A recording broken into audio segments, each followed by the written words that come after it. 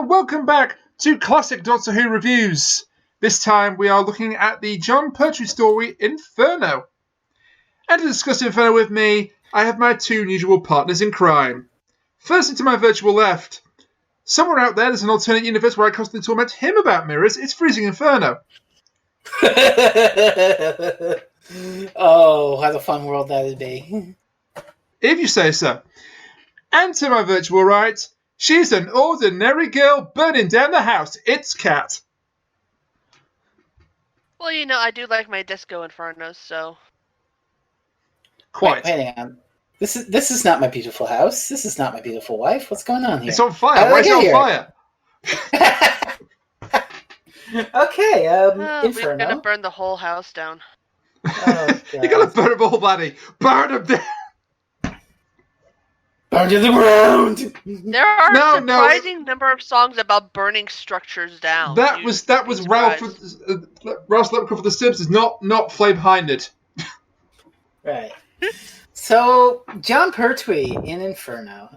This is going to be a review of sorts. This is 7 parts long, so strap yourselves in. Yeah. So, for context, historical context, this is the last story of Season 7, Jon Pertwee's first year. And that year consisted of 4 stories, 3 of which are 7 episodes long because they were fucking around with budgetary concerns and whatnot. And we're like, if we make the stories longer, we'll have to build less sets and stuff, and thus we'll be able to save a few pounds here and there. Sometimes this has better effect than others. This one kind of has a better effect than others, but... You know, I like all the stories in Season 7 quite a lot. Some more than others. I said that, but... Well, I can remember seeing 2 of them. The first one and Inferno.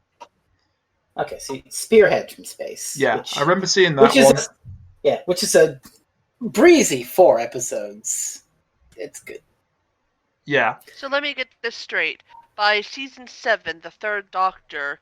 Already they were like, shit, we're running out of money. What can we do? Oh, yeah, basically yeah. I mean, the entire Has the BBC ever liked this show? Maybe. I don't know. Another thing is that... It doesn't seem like the BBC likes this show. Another thing they did to save money was the whole, exile the Doctor to Earth.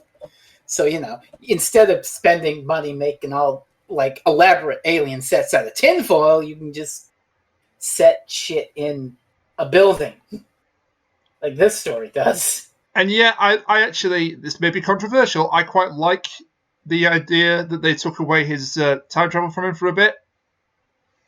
Oh, it leads to some interesting ideas, for sure, like this story. It has interesting ideas. Really interesting. Whether or not it succeeds in those ideas, we will discuss. Yes, and we shall discuss it right now.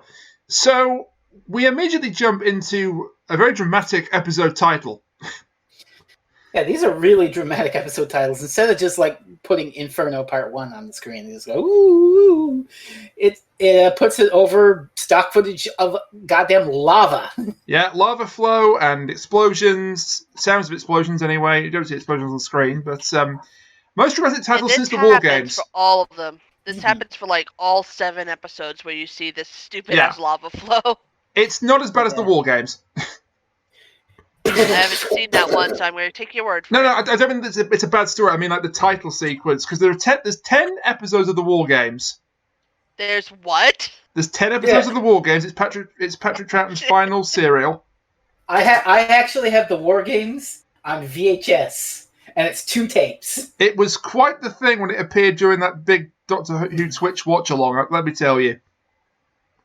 Because every single episode starts with guns firing and text flashing on the screen going, the War Games. And it basically do not watch the War Games if you're epileptic in the slightest. We're not talking about the War Games, we're talking about Inferno.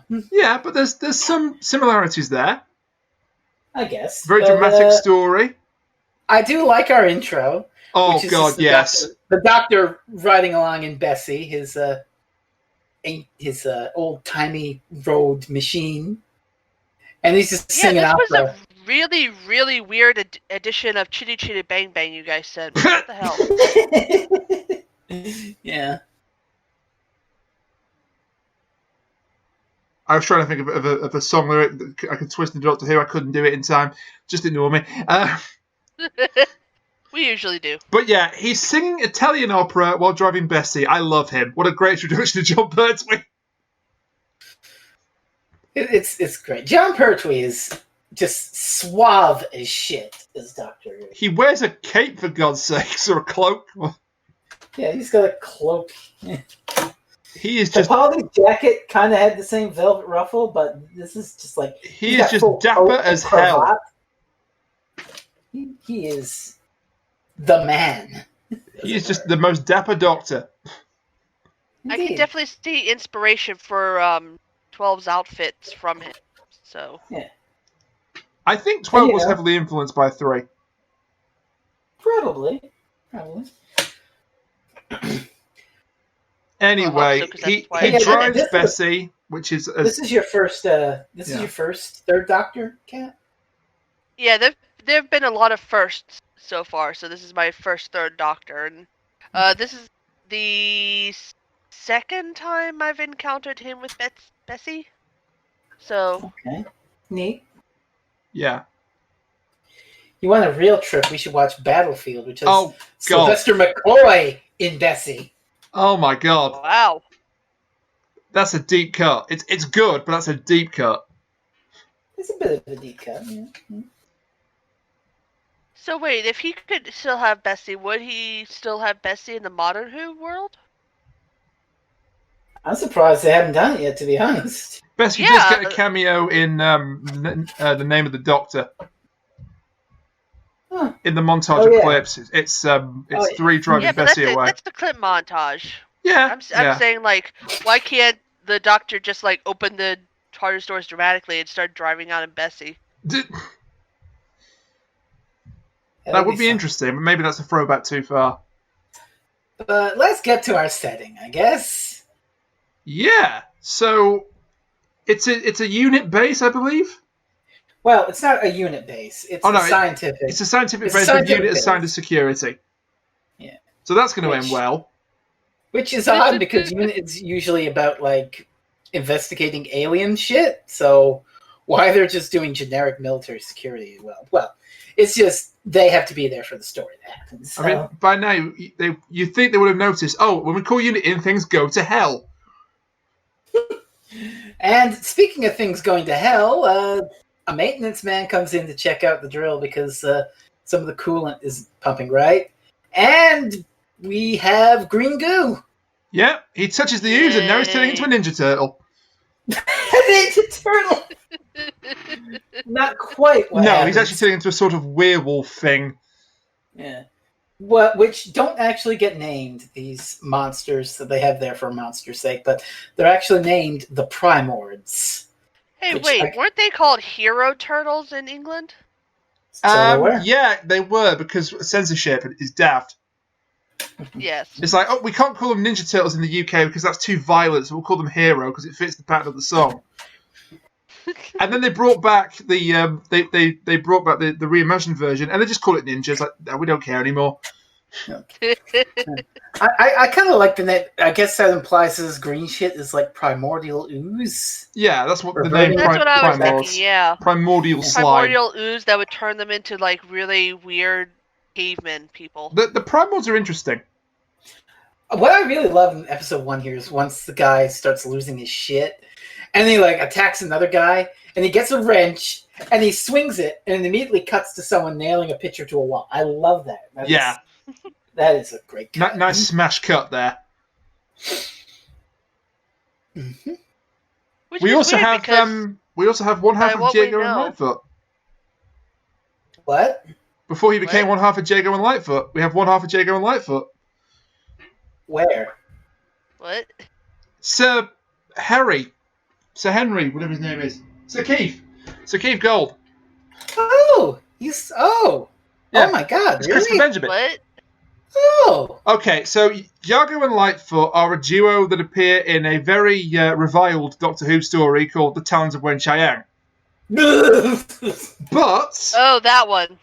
They were one of the few good things to come out of it, and actually, they nearly got their own spin-off show. Oh, he was in The Unicorn and the Wasp. Okay. He was, yeah. Cool. Well, Reniak, Big Finish then did about like 1 billion. Yeah, Jago 72 and different Lightfoot Jago Lightfoot audios. and they only stopped because one of them, Jago or Lightfoot, I don't know which one, not the one you were talking about just now, the other one, died. Yeah.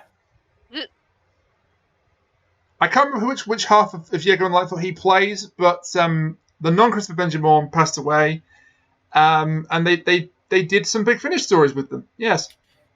Oh, more than some, but I didn't realize that. That's neat. Yeah. Okay. So let's talk about the project that's going on here because it's important stuff.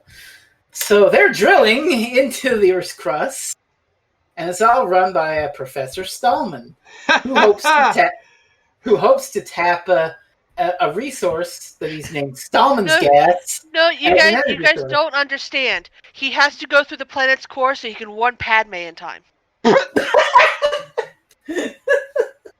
His name literally translates. Also, now I need to go throw myself off of something because I just made a prequel joke. So his name literally translates from German to Man of Steel.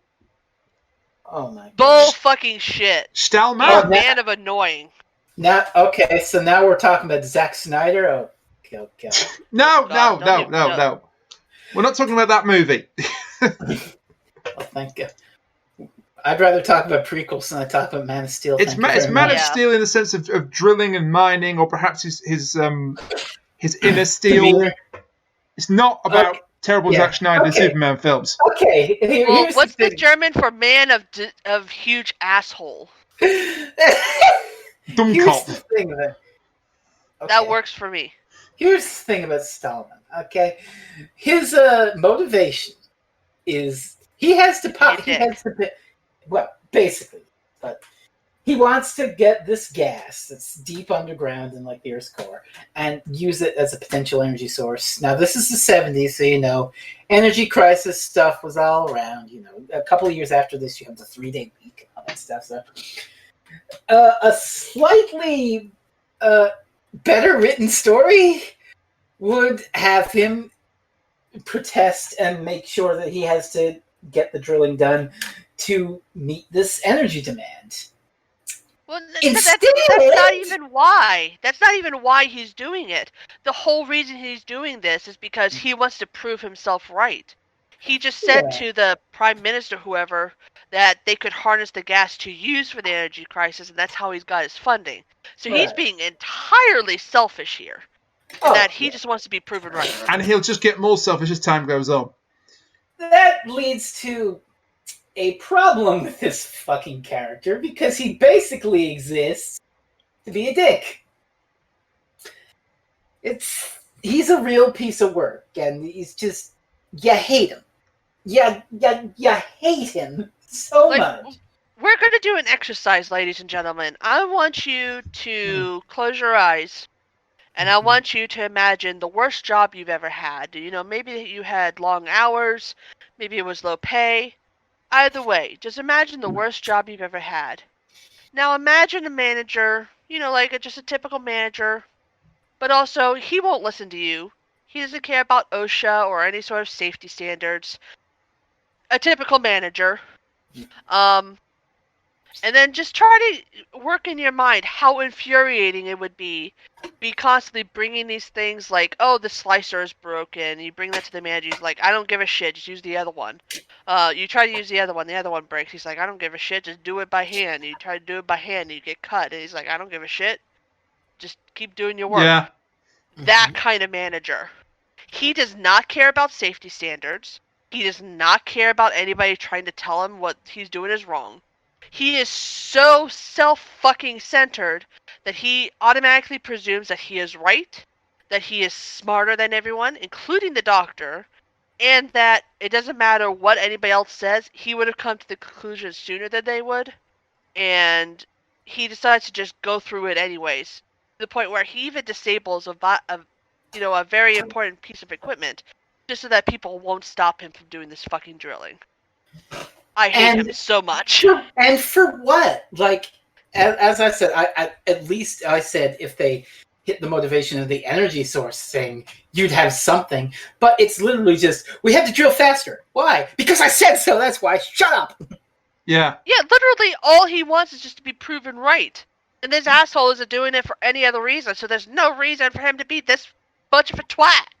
And it's like, if you keep drilling, you're going to be proven right anyway. So they're like, oh, we need some safety precautions because, it's a high-risk project.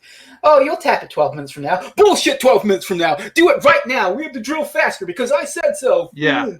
And his actions kind of draw the attentions of Sir Keith, who is concerned that the project is going too fast or Stallman doesn't know what he's doing. So he has brought in some experts to assist Stallman, and Stallman's having none of it. One of them is the Doctor, obviously. I really feel for this guy. Yeah. What's Sir Keith? Brings in an oil man named Greg Sutton. Oh, I like this guy. Yeah, Sir Keith.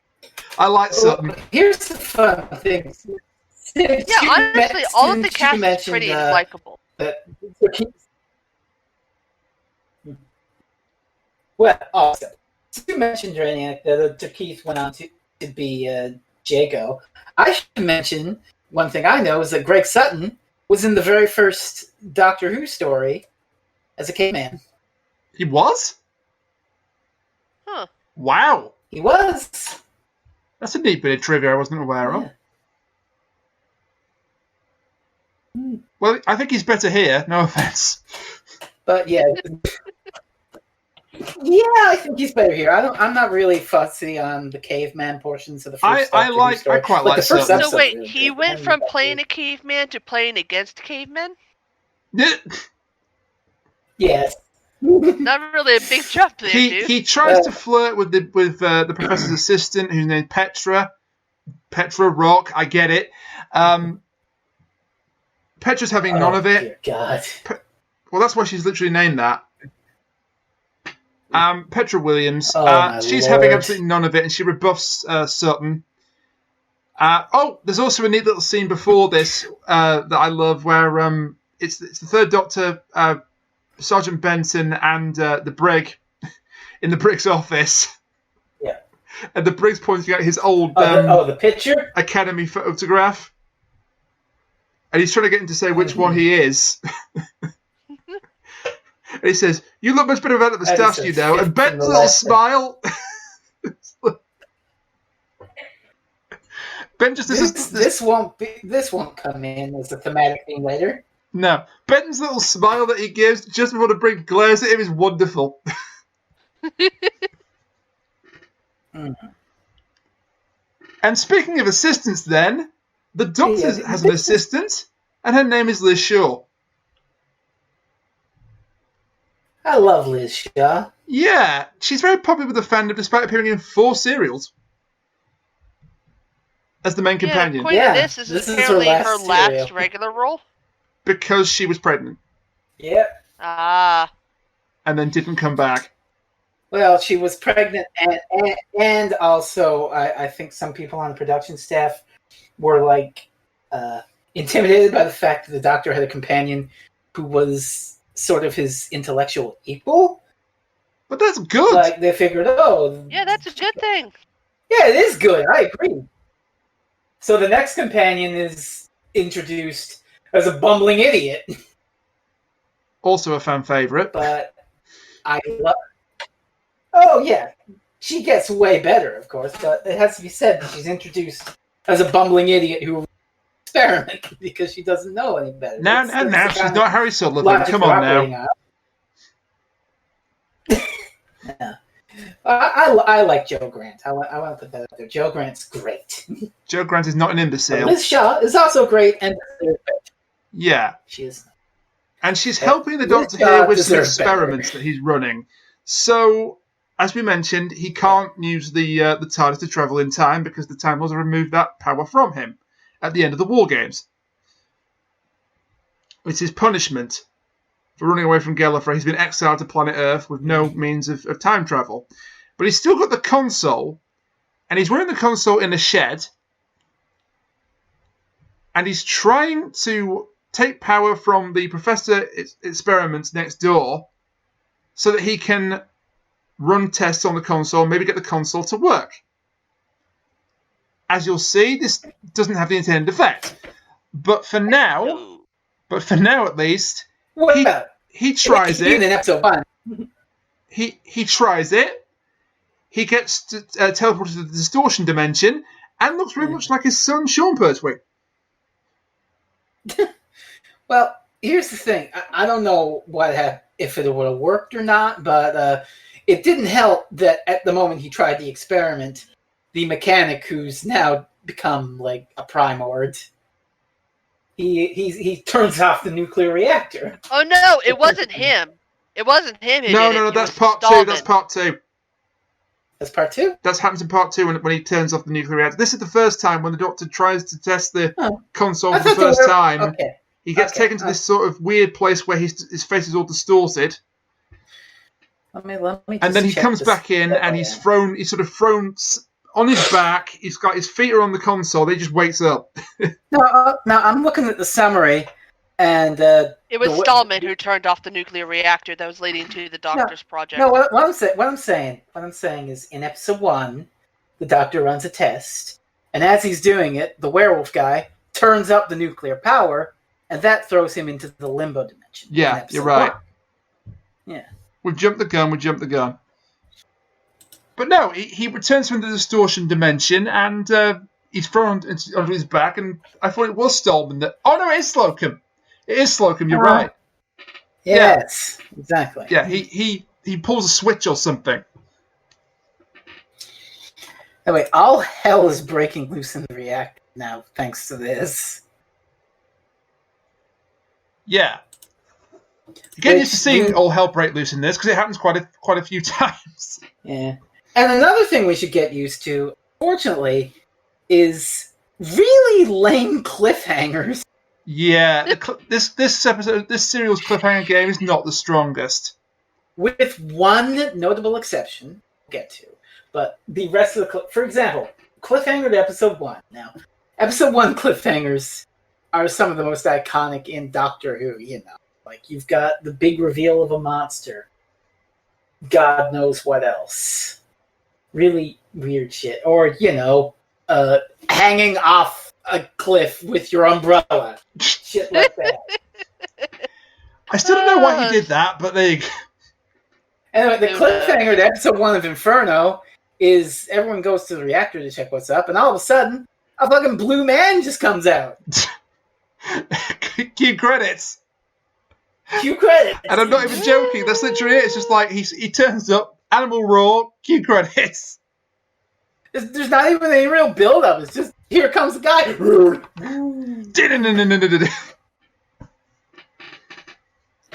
Anyway, that leads us to episode 2, and yeah, the blue man is dealt with by some gunfire and whatnot, and he burns a scorch mark in the wall because he's really hot. Yeah, this is another interesting little thing about the Primords. They seem to run off heat. Mm-hmm. At this stage, you don't know why they run off heat, but they seem to run off heat or to generate tremendous amounts of heat. And also, their touch is, infectious. Like, if they touch you, you're going to go apeshit and then turn into a Primord, so they are kind of like werewolves in that regard. Yeah. Super werewolves, almost. For those who actually get this joke, they have the cheese touch. I have no idea what I don't get the joke. Okay. Someone will. I'm sure. If you actually got that joke, please send an email to me on idon'tgiveashit@gmail.com. Please send us an email to our official Doctor Who podcast email address at goexterminateyourself@gmail.com. I love the fact that's actually a real thing that exists. Yes, it is. Seriously. I love the fact that you were so committed to the bit, you actually registered that as an official email address. I love it. Have we ever gotten any email at? No. No. Even we haven't sent ourselves a message. We got one from Mike, and that's about it. Cute. We got one from Mike. Okay. Cute. Why am I not surprised? What I like here is the next scene. It's a location shoot somewhere in England, I guess. It's like an old industrial site that they used for the exteriors, but they're up on girders, and stuff on like oil tanks or something like that. It's the Doctor and the brig, and they're talking about the monsters and Krakatoa. I really like the scene. It's accentuated choice of location. So it's really good. Yeah. And then the unit soldier that got attacked is up here, and he's gone Primord ape shit. Private Wyatt, I believe. Private Wyatt. And he flings right off fucking girder work. Oh yeah, he takes a swing with his rifle, misses and goes flying over the road. This is a pretty good stunt, you know. It's funny, it's gonna get even better. It's a good stunt. It's not the best stunt of the whole thing, but no. Well, let's be fair. For me, it actually is, because later on there's going to be some pretty weak stunts. I'm just going to say. And one not so weak stunt. Yeah. In part 3, I think. But moving along, I'm just moving forwarding to this thing. Yeah. Oh wow! Look at that. I looked at the TARDIS wiki. I'm looking up the summary on the TARDIS wiki, and I got this gem. Sir Keith wants to stop the drilling, but the professor blocks it. Yeah, that could basically just be a copy and pasted. That's every fucking episode, though. That could just be like a cut and paste line of text, because it happens every time. Yeah, so if I could just go ahead and sum up these episodes, it's pretty much, hey, Stallman, we need to stop drilling for a second. No. We need to stop drilling for a second. No. We need to stop drilling for a second. No. And just repeat that ad nauseum. Well, you forgot the other part where they go off and they go, man, that Stallman's such a grump. Yeah. They don't do anything about, this drill could fucking overheat and explode and kill us all. But that's the worst part of it all, is that everybody else is trying super hard to get this project off the ground, while also being incredibly safe. They're trying to do the good thing. They want him to succeed. And then this asshole's over here in the corner rubbing his hands together like, they're all against me. They're all trying to stop me. It's like, no, and it doesn't face. help. It doesn't help in episode 2 here, where Stallman commits another stupid mistake. He does, but before that, we get the green goo. Yeah, the green goop? They get this vial of green goop, which they show the professor, and we get a wonderful third Doctor line here. Oh, God. So, he's saying, he mentions Mount Krakatoa. The Doctor mentions Mount Krakatoa. Mm-hmm. Sir Keith says that the sample has defied all analysis. We don't know what it is. And we need to run further tests. Also, Rainiac, I hope every single time that you say Krakatoa, you insert that little clip of Squidward screaming Krakatoa. Well, copyright suggests that I probably couldn't, but maybe I can put the GIF in. Every single time. Would you just be putting Squidward's face on the screen every time I say Krakatoa, including now? It has to at least be him in the costume, yes. Okay. Well, the Doctor mentions that, and look, I paid $75 to get Colin Baker to come scream at Jerry. Okay, you guys owe me. I don't know you squat. You owe me a lot. Yeah. So the sad things I do. All right. I'll put it in the end. So what were you saying here? Yeah. Third Doctor gets a great line here when he's arguing with Professor Stolp. He says, I'll tell you something that should be of vital importance to you, Professor. You, sir, are a nitwit. That's... God. I would have used stronger, not safe for television. Family show. Yeah. But you know what the best part is? This one isn't a family show, so this guy is a cunt. He's also kind of an idiot, as we find out when Petra runs in and says, holy shit, that green goop jar is breaking apart. Yeah. And Professor Stallman just grabs the shit with his bare hands. And puts it away. Seriously, the fuck kind of scientist is this guy that he immediately goes, oh, the glass is breaking. I think I'll just pick it up with my bare fucking hands with no goggles on and no protective equipment, even though nobody has any idea what this stupid fucking shit is. And Oh my god, I hate this man. I gotta give a demerit to the doctor too, because he's just like, I wouldn't have done that if I were you. Instead of, I just saw a man turn into a fucking werewolf thanks to this green shit, and you cut your fucking hand off. You're about to turn into. Yeah.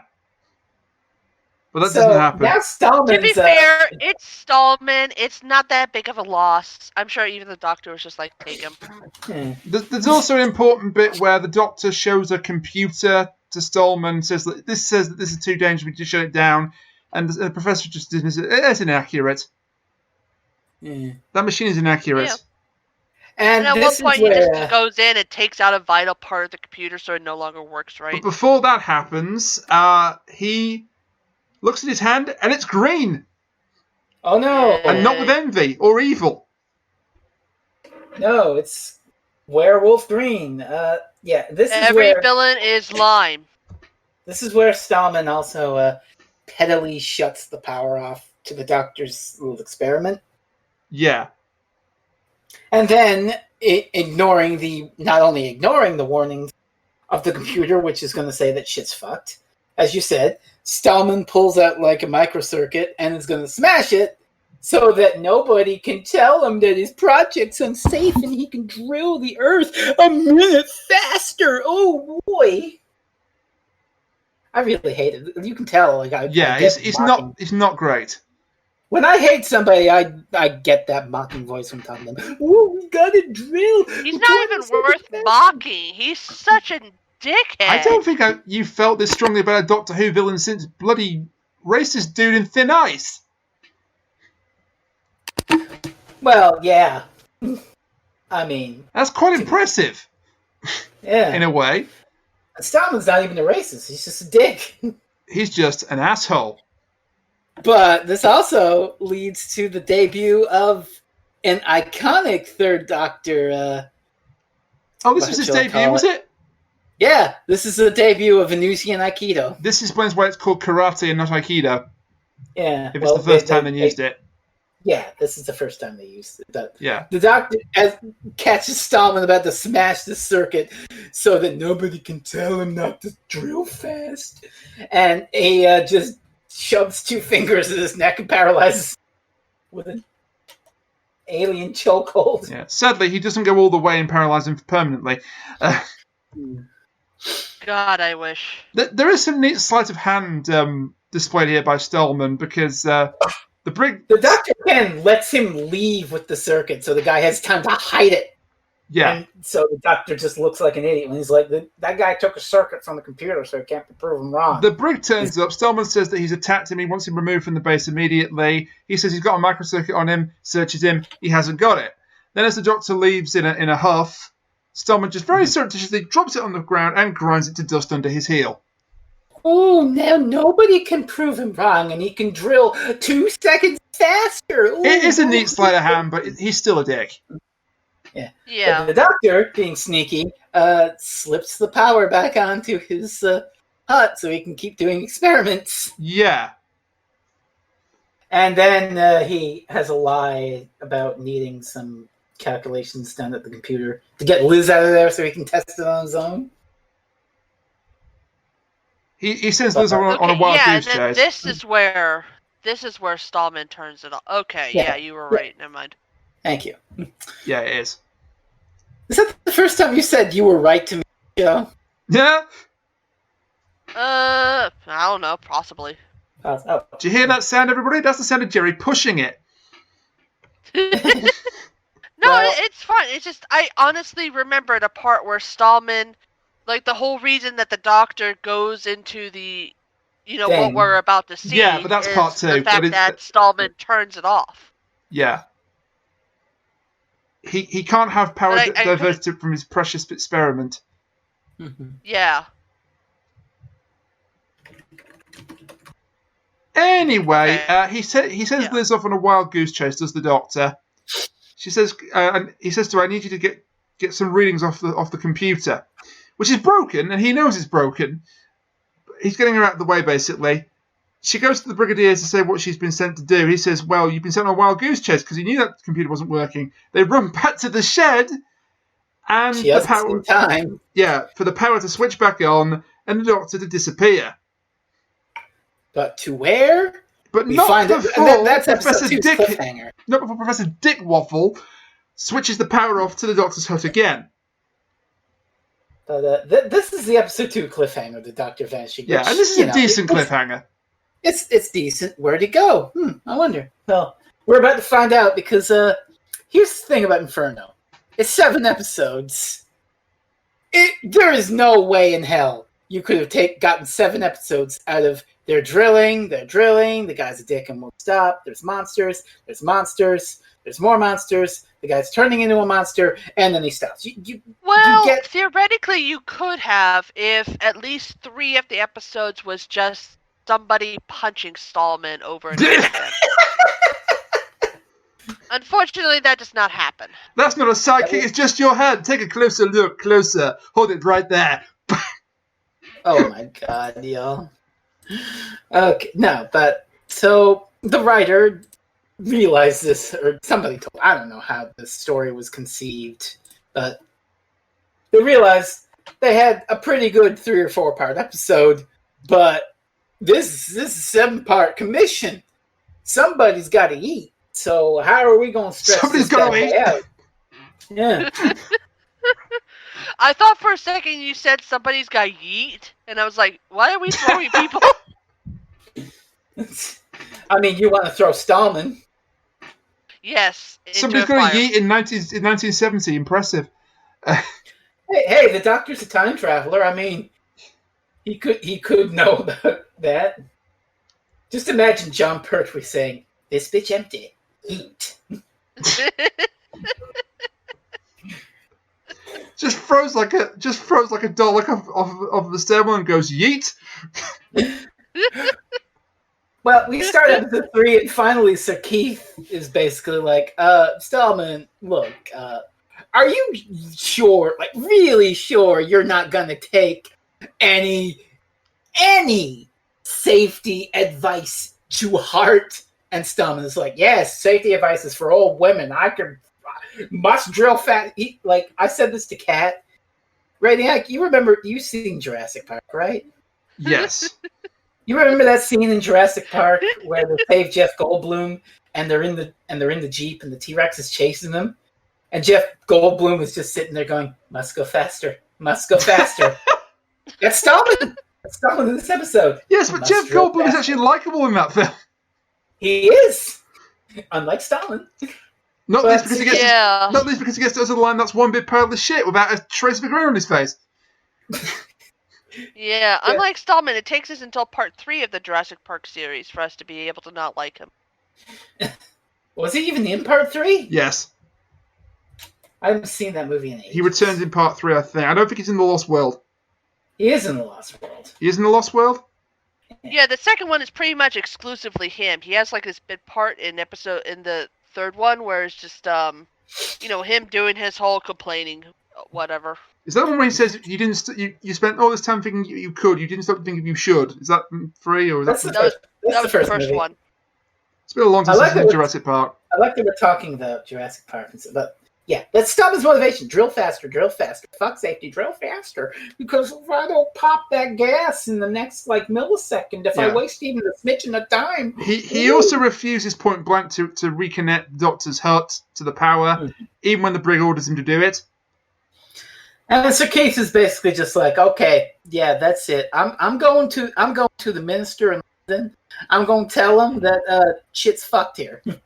Well, he's a British civil servant. Sir Keith's like, fuck this shit, I'm out. He's a British civil He's servant. He's like, I'm telling Daddy on you, and then runs off. Despite the fact that he's basically a government jobsman, I do kind of like Sir Keith. I sympathise with him because Stallman is both a nut. Honestly, really likable. Yeah, Stallman's both a nut and an asshole. This leads us to where the Doctor's ended up, which is going to be the focus of the middle part of Inferno. The next 4 episodes. So, and it's very interesting how this slowly. along, the Doctor, his console, and Bessie have appeared, but little things are different, odd. Like, the Doctor had an automatic door for his little garage. Oh, that's a little neat gadget he's invented, yes. But it's not opening the door here. And there's also, and you can put this up for the visual effect, there's also this weird 1984 style poster of some mustached guy. Unity is strength. Unity means strength. Yeah. And it's like, Plus, what all the- his equipment is gone from the shed as well. Oh, no, And, it is you know. Unity is strength. My apologies. Yeah. And you know, the tiny little insignificant detail that as soon as he gets out of the ship with Bessie, people start trying to blow his head off. Yeah, unit shooting at him. That's a weird thing to see. Which leads to a car chase. Because, you know, He John Pertwee- drives Bessie out of the well, I suppose not a barn anymore. It's the building Mhm. that he arrived in with Bessie. Unit is shooting at him. Thankfully, this version of Unit couldn't hit the backside of a barn. Neither can our unit version of Unit 2. Well, not to the extent that these guys can't. There's a nice little bit where a soldier jumps onto Bessie and the Doctor just fights him off while still driving. Oh yeah, he's like, he doesn't even take his eyes off the, like, flings the dude out of the car. It's a great stunt. Yeah, nice action sequence. Which and it leads him up to the girders where, oh look, it's Private Wyatt, And there's also a technician that's mutated into a thing. which is the first use of a trick that the Doctor will use later against the Primords. Spritz him with a fire extinguisher to cool him off and neutralize him. Hose 'em, boys. Hose 'em good. But poor Private Wyatt, he doesn't have luck in any time. No. The guards No. see him up there. The guards see somebody up there, and they take the shot, and they actually make the shot. And Private Wyatt falls like 100 goddamn feet. Good yeah, fall, they, but- they shoot the wrong person. Good fall by the soldier. I give it a solid 8. Mhm. Now, here's an interesting thing about that fall. So, the guy that played Private Wyatt was unable to do the stunt. I can't remember if he just didn't want to do it, or he said he was unwell at the time, or whatever. So he got out of doing the stunt. So the stunt was taken by somebody else, who is also the soldier that shoots Private Wyatt. The guy Wait, that hang shot on. him. Are you telling me? Oh, hold on. You're actually telling me that they flung someone off of the like? Oh yeah, he tank took a itself? fall onto It was a 1970. onto You an kinda airbag had to below. do it. They didn't use a dummy. Oh no, that's a stuntman. Holy shit, dude. That's why I say it's a good stunt. Yeah, that is a freaking good stuff. He's perfectly safe. He lands on an airbag, but for whatever reason, the stuntman didn't want to do it, so his replacement was drafted in. His replacement just happened to be playing the soldier that shoots Private Wyatt. So in effect, he shoots himself. He's the master. Oh my god. But this does lead to the Doctor Shaw, except she's a brunette now, and you know, in Uniform, yeah, which is a very That's jarring it. thing to see. And she he pulled a gun basically- on him. and blows the whistle. Uh-oh. She's got a ridiculous haircut. Yeah. Just Yeah, a just a bit. ridiculous haircut. So let's just spell it out. I mean, it's basically been spelled out by now in the episode. The middle portion of Inferno is set in a parallel universe where everybody's a fascist. Yay. Not quite everybody, but most people. Okay, where fascists have taken over, let's say. Yeah, This and is getting more and more like Chitty Chitty Bang Bang. who Down Second, we by the thought way. were UNIT are in fact not UNIT. They are the Republican Security Force. And the Doctor is brought through the base again, the drilling project, into the Brigadier's office, and swivel!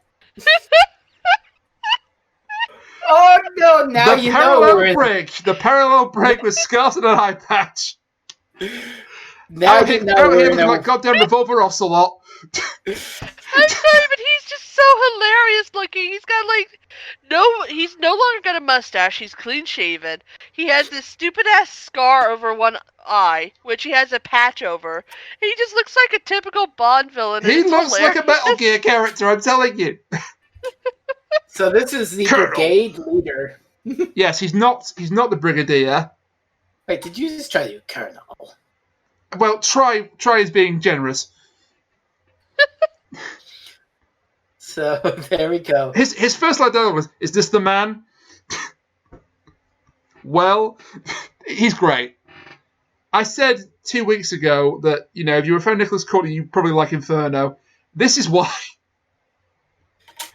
He just gets to fantastic. have a blast as this anti-Brig, slightly villainous Brig. Slightly. All right, villainous. He's not the main villain, but Oh, he's still a villain. I think we can call him a secondary antagonist. He's full-on antagonist. Yes. Okay, so evil Brig is evil. Well, we learn a bit more. We do. He threatens to have him shot because he's a spy. Again, that will happen quite. I like this story, but it is quite repetitive. That's true. It's like Stallman is an asshole. The brigadier threatens to have the Doctor shot for being a spy. Stallman is an asshole. Rinse and repeat. Yeah, it does suffer there, but I will say I like the general idea of this middle portion. The whole parallel universe thing. It leads to some good stuff, although it can be. You know what, Fres? This actually reminds me of something too. Wasn't there another science-themed TV show, a sci-fi TV show, where people went into an alternate universe where people were evil? Yeah, and they had people had goatees in this universe. You know this? Yeah, I know this one. It's you know this one. It's an old episode of the Star Trek. Yeah, you guys might have heard of it. Hey, Frez, what's the title of that episode of Star Trek? Oh no! Mirror, mirror. Ah!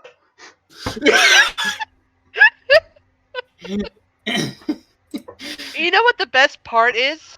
In Mirror Mirror, all of the evil guys are denoted by them having like a big old evil mustache and beard. In this one, everybody who's evil is clean shaven, and it's fucking hilarious. This is why I stuck to Battlestar Galactica.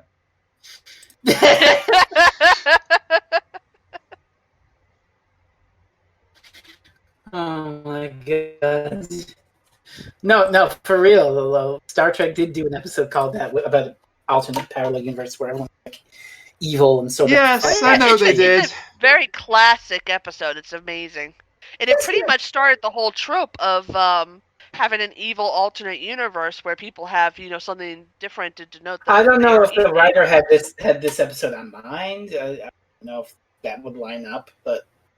It could be just a coincidence. I'm pretty sure that they did, just because they did the opposite effect of Stallman and the Brigadier have facial hair in the normal universe, and then in this alternate one, they're both clean shaven. I mean, another difference in this world is that Sir Keith died. Yeah, there is no Sir Keith anymore. He has ceased to be. Stallman fucking killed him. Well. I mean, it's a fash world where people threaten to kill people all the time. He had a car crash. Well, as we'll see... Stallman orchestrated his death. It's never proven either way that it is, but it could be taken as that way. It's heavily implied that Stallman's the reason he's dead. Yeah. Oh, and speaking of people being dead, the Doctor is talking to the brigade leader, and the brigade leader just casually drops that the royal family was executed in 1943. All of them. Woof. Woof. Woo! Yeah, so 1943 was when this fascist parallel universe became fascist. We don't really learn much of the history behind it. All you really need, I mean, the war was only 25 years finished at this point, so it was fresh in adult memory. Yeah. But still, just to casually drop that and never mention it again. Woo! I also do like where the doctor just asks, as brigade leader, is filling out forms, what's going to happen to me? Oh, you'll be shot eventually. Yeah. But They have a process to go through first. Yeah. Here's the thing, though. That's what saves the doctor for a time here, is that they're fascists, so they're all about law and order, but some random idiot who can't be identified, has no papers, and is saying some complete nonsense about coming from a parallel universe here. They can't just shoot him until they verify who he is. Yeah, it's kind of like the logic that the Doctor uses to save himself in Voyage of the Damned. When he's being interrogated by the host and they're about to kill him, he says, I'm not a passenger, I'm not staff, I'm a stowaway, and I need to be taken to the nearest authority and arrested immediately. I mean, on the one hand, it makes sense. It does make sense that these people would be all about procedure, cross their T's, dot their I's. They want to know who he is, they need to interrogate him, so on. It also gets a little bit frustrating at the fact that they don't just, shoot him. But cross their T's, dot their... in the context to be fair, yeah. They try a few times in this story. Cross their T's, dot their I's, and execute the entire royal family? Actually, that's something I need to bring up. Well, we're getting ahead, but I'm not over that. I'm sorry. The next two cliffhangers. The next two cliffhangers are, oh no, someone has a gun pointed at the doctor and is about to shoot, but doesn't because of something or other. Corporate needs to tell us the difference between this cliffhanger and this cliffhanger. They're the same cliffhanger. Yeah. Also, but this if it cliffhanger makes you feel any better, I'm 95% sure that no matter how much of the royal family they killed, Queen Elizabeth II would still be around somehow. Oh my that God. woman will go on forever. She is a fucking badass, and I look up to her so much. Anyway, so things happen, and they leave. What is I don't know Benton's rank in the alternate universe. Platoon underleader. Platoon underleader. And Liz's rank is section leader Elizabeth Shaw. So they leave the doctor under guard from Benton, Fash Benton, and the doctor is just like, hey, come over here. Come over here. Just come over here a second. I got something to tell you. Hi! Yeah. For using Aikido grip. Before this, though, he meets with the alternate Professor Stallman. Who's just as much a dick, but is now a giant fan. He's also infected. He's even more of a dick now because he's also a murdering dick. So. He's also infected. So, which, that helps. Yeah. So it's parallel, it's different, but there's also things that are going on that are the same here. Almost the same. Similar. Greg Sutton's also around. He's not got a title. He's just Mr. Sutton. He's pretty much there under duress, forced labor advisory and stuff. And here's another big difference: is the drilling project in Fash World is way more advanced than in our world. So it's almost finished. There's only a couple hours. This will not be important later on at all. But the doctor, karate chops or Venusian, whatever the hell. I think he jabs his hand into Benton's chest. And just call it the tongue and death grip and have done with it. Praise be to praise be to our Lord Haku. So then he goes to plug the microcircuit back into the parallel world. Stallman fucked up that computer as well. If he can prove that shit's fucked, maybe he can do something. And then it's the brigade leader, who has him at gunpoint when he's trying to do. It's Benton. It's Benton. Yeah. Okay. It's Benton. Part 4 comes along, and Benton is stopped from shooting the doctor by the section leader. And as Freezing Inferno pointed out, it's because they've got to follow the rules. They've got to follow a procedure. Yep. So that's the only reason she saved him, she claims. Mm-hmm. He's trying to fix the computer. Eventually she lets him do it, and he solves the problem with the computer. Director Stallman is very angry. Which is the first instance of this Fash Liz actually being kind of open-minded, in a sense. Yeah. It's just like, let's stop him, and she's just like, let him try. It's interesting, isn't it? Because did I call him Director Stallman? Yeah, Dictator. Director Stallman in Fash World. Yes. He is director, is it? Because it says here Dictator. Well, he is a dick. And when he's shaving, he looks like a potato. Yeah. So. And Petra is a full-on doctor in this universe. She's Dr. Williams. And her interactions with Greg Sutton, Caddy, he's very much anti-authoritarian in a fascist dictatorship, which is like the worst. Which is good to be, but also it's like waving a red rag in front of the whole squadron of bulls. Basically, yeah. Yeah. You're asking to get gored out of existence. Let's put it this way. Petra and Sun are slowly falling in love somehow during this entire thing on both sides of the coin. So, on one hand, you get the fascist against the radicalist, and on the other one, you just get two normal people who actually agree on stuff. So. Yeah. Mm-hmm. But that leads to interrogation time, which doesn't really do much. Well, before that, we do get a sign that maybe Elizabeth is softening a bit towards the Doctor. They have this interesting conversation about parallel universes, and he says, the version of you in my world, she's a scientist.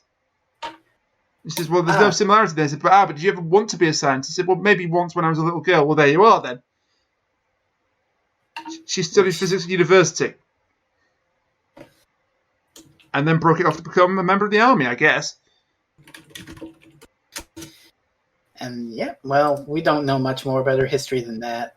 But when Stallman comes in, this guy hasn't shot in the head yet. But the Doctor knows that he touched your hand, and he takes off his glove, and hey, his hand's all bandaged up because he burned it. You can literally see like the fringes around it. Yeah. Yeah. We also have this version of Stallman saying we need to increase the drill speed, and this time it's Sutton that opposes it because Sir Keith is dead. Well, yeah, but it's still the same thing. Hey, we need to be safe. No.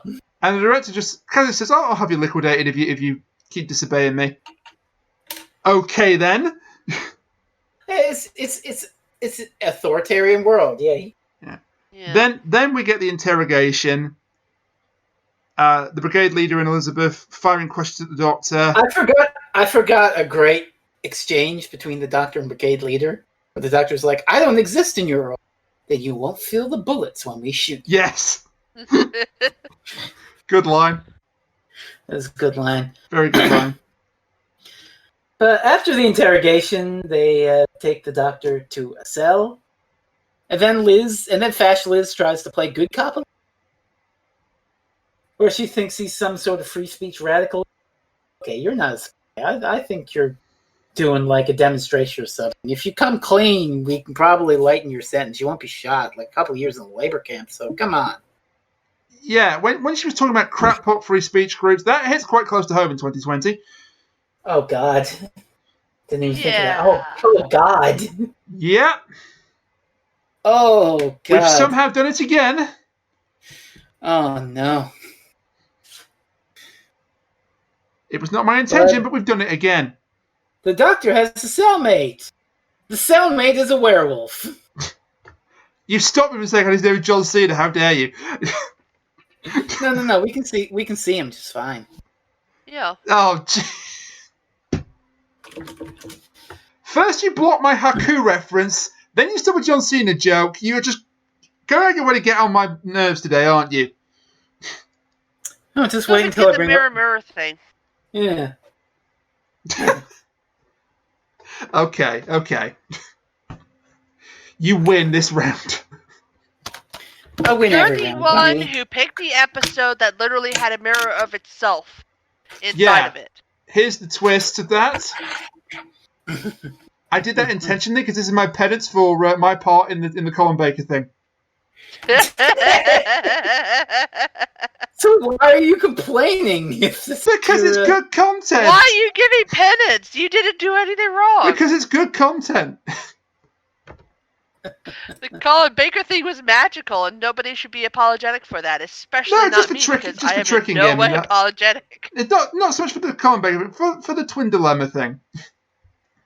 Oh, I'm not sorry for that at all. I know, That but was I actually felt fantastic. kind of bad, so...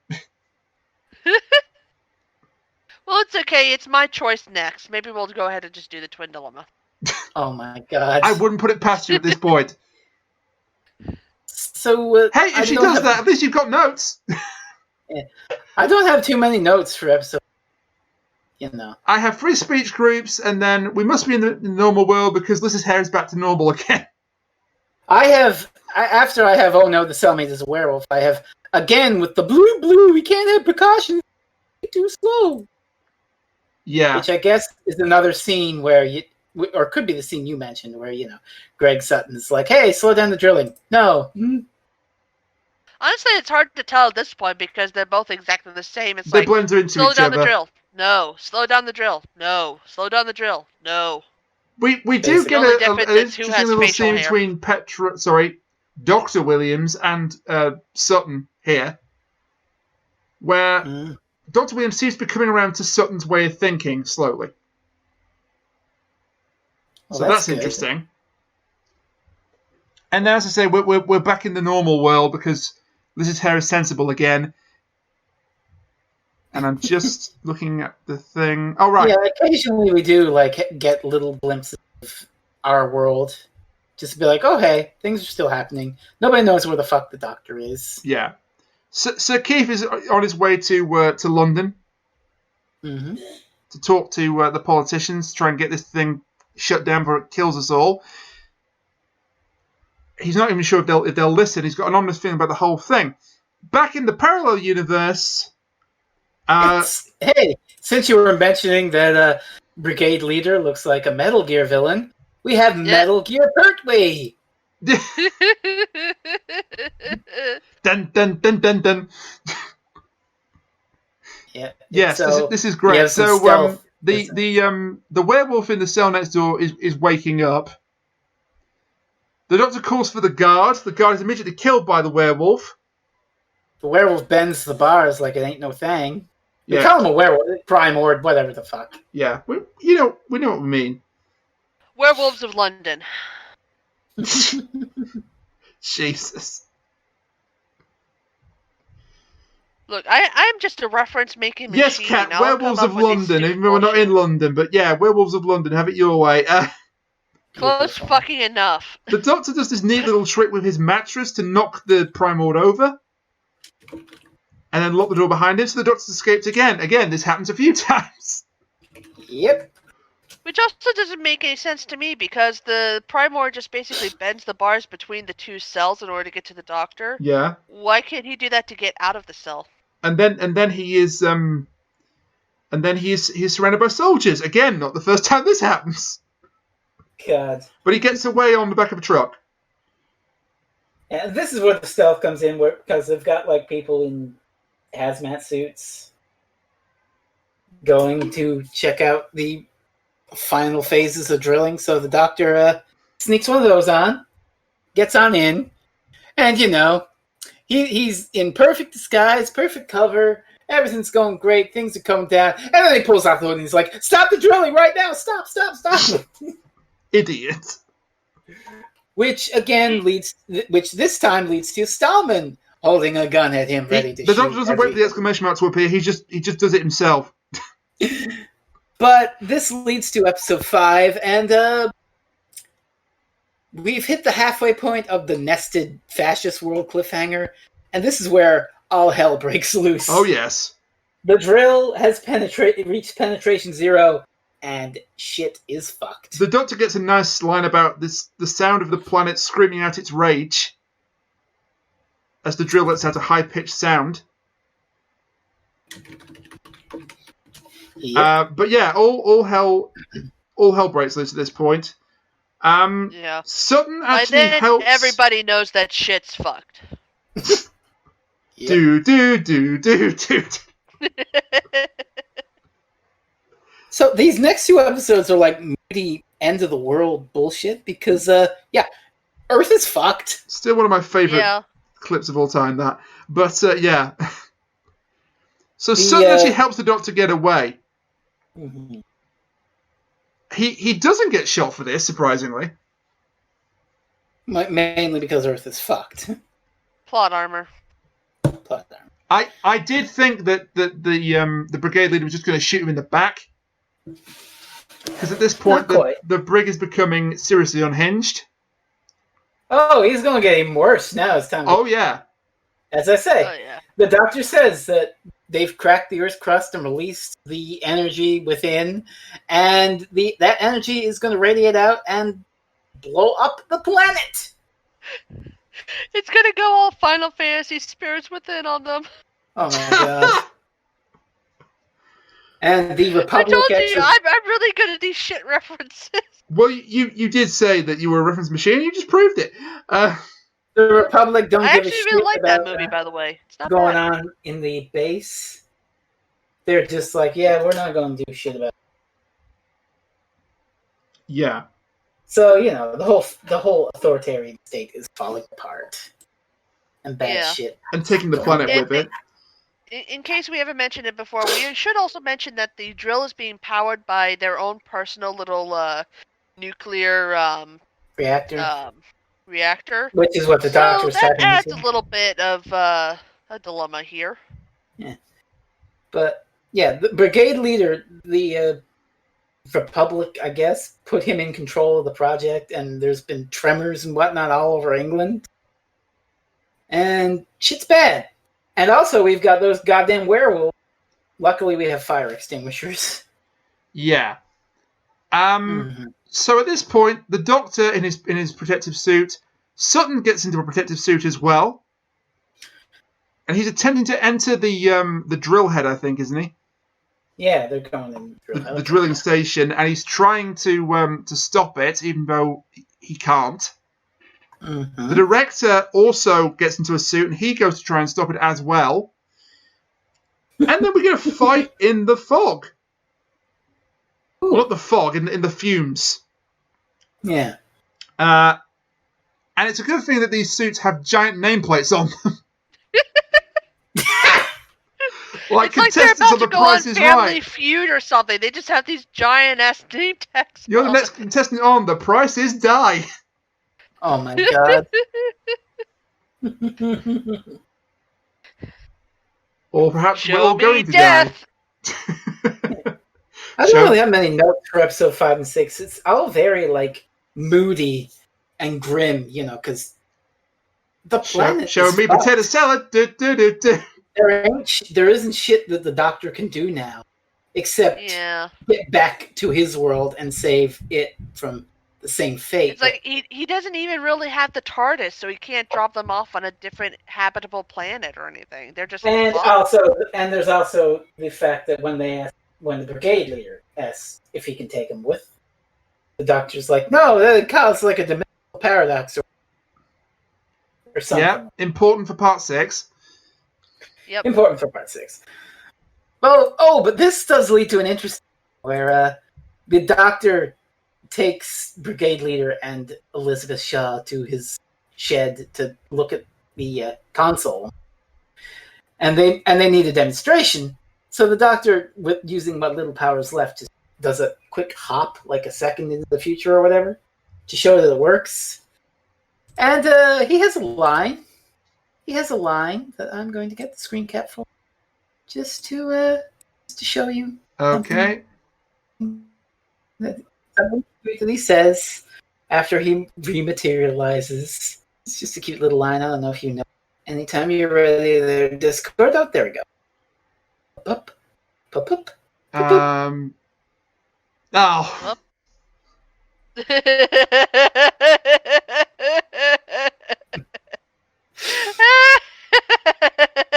Oh. Oh, Jesus. Distinctly O. Oh. Letter O. No, Sasha Swanson in this one. That was a reference to Nightmare, but never mind. Uh, There's a great bit in an episode of Nightmare where they're trying to spell the word shroud, oh god. and they keep missing out the letter O, and Traeger's been knocked unconscious by the evil wizard. And even though he's unconscious, he's going, oh, oh. And they still don't get it, so he just goes, letter O. Oh my god. And they finally get it, and they somehow allow the kids to have it. But, yeah, this does lead to another pretty fucked up scene where platoon underleader Benton has the werewolf transformation. Yeah, the director has been stuck inside the reactor room. And Stallman's a full-on werewolf. And they think he's dead at this point because no one can survive that heat. But he's been mutated into a primord, so yes, he can. And he starts infecting people inside the room with the goo. Which is actually kind of just taking their face and just dragging them into it. It's horrible. Werewolf Stallman is actually an improvement because he doesn't talk. I mean, he's still a dick, but he's less of a dick because he doesn't say anything. But yeah, he's turning people people quite work into like that. He's purposely contaminating people with goo. He's turning Yeah, that's why we said he's still a dick, but he's less of one because he doesn't fucking talk. Yeah. Anyway, they get Benton. Yeah, this is a pretty fucked up scene, actually. It took a lot. Too. Yeah, they let the director out of the heat shield room. He immediately grabs Benton. He immediately starts to infect Benton. The others all run away. They say, well, Benton's dead if he's lucky. Spoilers, he wasn't lucky. He turns into a primord. Oh, yeah, and this is where this is another flash sideways back to our world, where we get to Sir Keith in his car, and we were saying how much Stallman's a dick. He don't even have to be in this because Stallman fucking ordered the driver of Sir Keith's chauffeur or whatever to deliberately delay his arrival back so that the drill would hit penetration 0. You can't feel too angry at the driver here. He was basically ordered on pain of losing his job. Yeah, I'm not mad at the driver. I'm like saying fucking Stallman. Like, I'm going to sabotage this thing, so I hit drill. But at the very least, he didn't command that Keith gets shot in this world. So no. But then after Sir Keith realizes what's going on and the driver admits it and he says, "Right, I'll take you back now." Sir Keith is experiencing a car accident.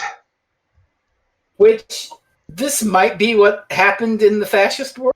It might not be. Like you could I'm pretty sure that they said that Keith was shot, but I might be wrong. No, he was killed in a car accident in the fascist world. Oh, so maybe this is what happened. Could be. And the driver is supposedly Stallman's driver, so who knows? Yeah. That's not a cliffhanger, though. Our cliffhanger is everyone's trapped in the brigade leader's office. And they're like, what are we going to do? The doctor's like, I have a plan, but it depends on what the primords, what the creatures outside do. And then a hand breaks through the window. Cliffhanger. Yeah. There's also a bit I forgot to mention, because I like the line. It just shows the continuing relationship between Sutton and Director Williams. Mm-hmm. At this point, Director Williams knows it's the end of the world as we know it, and she doesn't feel fine. and he says to her, well, are you going to be a nice, well-behaved little zombie or join the rebels? It's cute. And she joins the rebels. Yeah. Hell yeah. Yeah. That takes us to episode 6. We are shut down. Part 5's cliffhanger is resolved by Sutton hosing them good. Mm-hmm. With a massive fire extinguisher. This is the big fire extinguisher plan. It's the basically, he's figured out that there's a hose full of coolant in an adjacent room. So he grabs it and he uses it on the creatures to hold them back. I love Sutton's line when they're discussing this, where he says, Doctor, you've got a monster fire right outside. Yeah. Director Williams is trying to... sorry, not director. Dr. Williams is trying to get the air conditioning back online. That's been sabotaged by the director. Yep. And we get more of Sutton and the others trying to hold off these creatures while Petra tries to fix things. Which, it's just a lot of blue people getting sprayed with fire extinguishers, which Yeah. you kind of feel for the poor extras. It's like outside, there's an interesting bit where we go outside and there's this like interesting filter on the camera, like an orange filter. Because it's hot as shit. Yeah, I guess they're portraying extreme heat.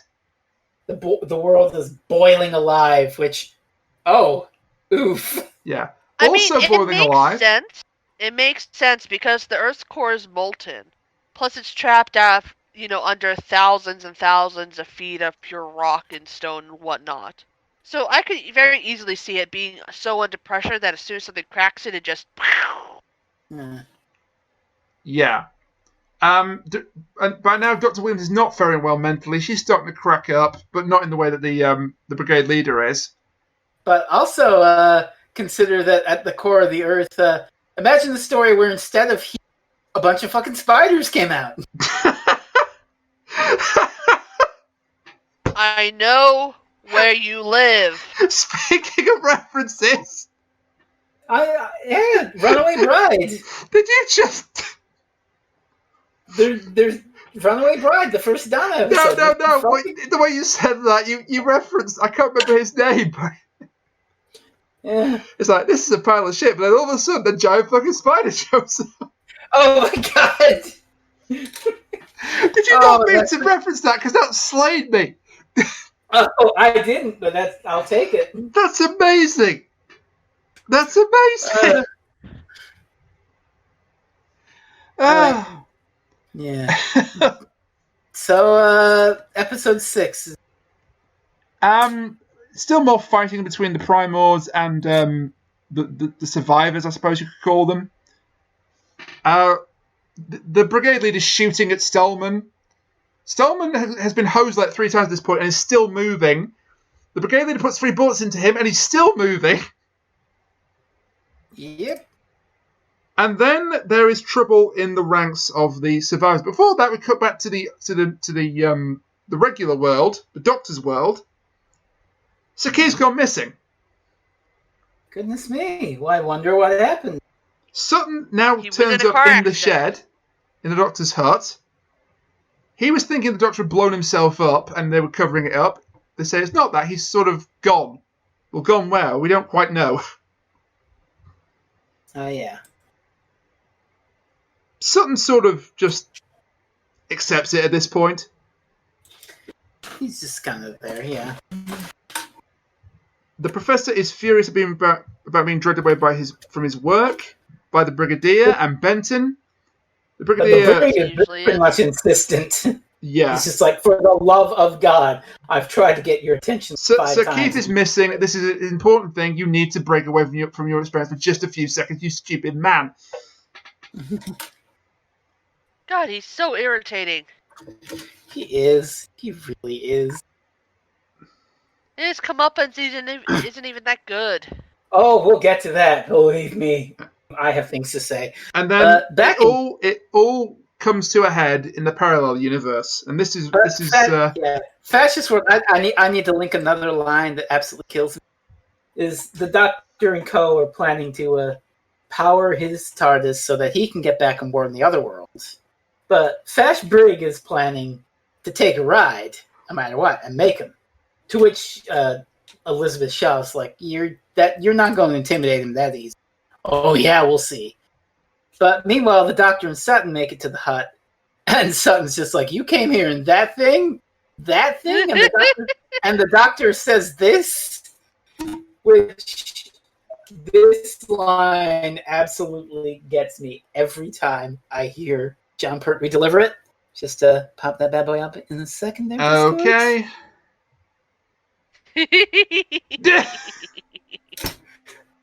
Let's just think about that for a second. The Third Doctor knows who Batman is. Which Batman? I mean, contemporary at the time Adam suggests West. Adam West. It's got to be Adam West. I was going to say, isn't this the Adam West era? Yeah. Damn you, Adam Wee! Oh my god.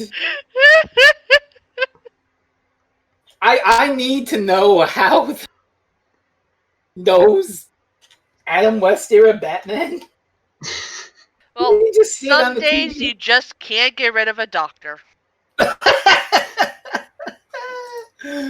Oh my god. Holy nuclear Armageddon, Batman! God. So this is it's kind of, I don't have very many notes for this because it's very much, when you're trying to summarize it like this, just, and then they do a bunch of hooking cables up and trying to turn Yeah. on the power. They But get power back to the TARDIS console. It's a good story, like, it's good and stuff, but at the same time, you're like, well, if you're summarizing it, you don't really have much to say. You point out a I couple can funny also angles. summarize it in one specific sentence, and that is, nobody here is realistic. Except maybe the Brigadier. True. This is where the brigade leader shoots Stolman, who is still not dead. Of course he's not then. And Anyway. there's a good fight here. Good fight sequence. Well, before that, Petra is trying to rewire the nuclear reactor. The brigade leader's being all like, "Get it done!" And she's like, "I'm trying to do a very complicated task. Shouting at me won't help." They're all cracking up. Yeah, this is where it all breaks down. So, Dr. Williams has tried and failed to get the power back to the TARDIS console. She then goes back to try again. Yeah, the brigade leader's not happy about this. He thinks she's wasting his time. Remember what we said about him cracking up? Well, it's starting to come to the boil here. Yeah. As is the planet. Before she goes back to that, they go back to the doctor, and she's like, "I wasn't able to do it." And then there's a whole scene there that we need to talk about because While Petra's gone back to try and get it to work, Sutton and the brigade leader just have a fight. Yeah, he's cracking up, and Sutton's like, "Oh, look what happened, big tough man. Now you can't bully." And it's basically, any of you ever see the Commando? Yes. The brigade leader is basically like, "I don't need the gun, Sutton. I don't need no gun." I'm gonna kill you. Let off some steam, Stallman. I wish. Well, you brought up Commando.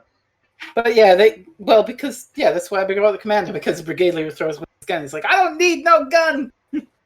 I'm gonna kill you now." It's apparently out of bullets at that time, so and he does try to fire it at Sutton, and it doesn't work.